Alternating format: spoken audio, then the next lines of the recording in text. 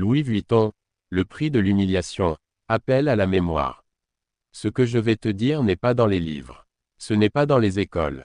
C'est une histoire effacée, oubliée, enterrée sous le poids du luxe et de l'ignorance.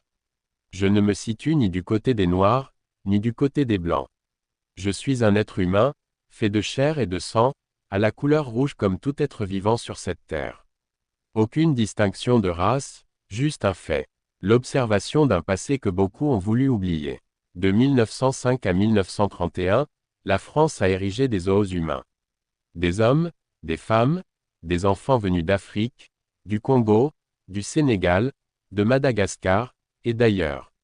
Exposés, observés, étudiés comme des curiosités.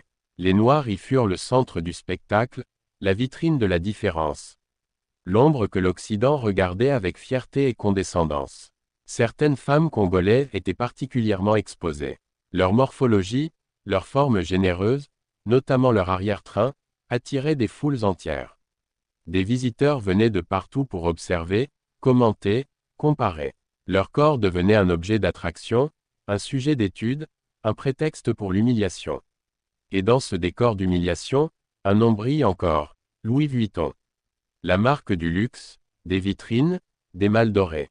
Celle qui servait déjà à transporter les trésors, mais aussi à emballer le symbole d'un monde où la dignité noire se vendait pour un franc. Aujourd'hui, les temps ont changé, mais le symbole est resté. Avant, ils payaient pour nous regarder. Aujourd'hui, nous payons pour les porter. Avant, nous étions dans la cage. Aujourd'hui, nous sommes dans la vitrine.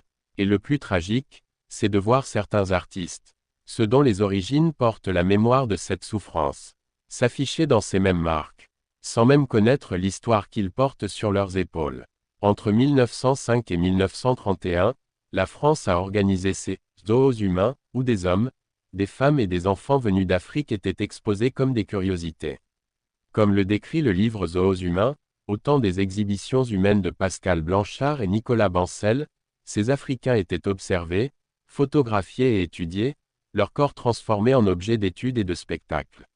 Les Congolais, en particulier, étaient placés au centre des pavillons pour leur forme jugée, exotique, subissant une humiliation quotidienne sous le regard des foules.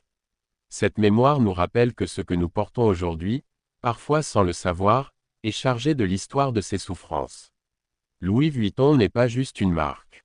C'est une mémoire de sang, d'or et de silence. Je ne parle pas en noir. Je parle en être humain. Parce que la souffrance n'a pas de couleur. Et la mémoire, elle, ne meurt jamais. Signé, l'ineffable.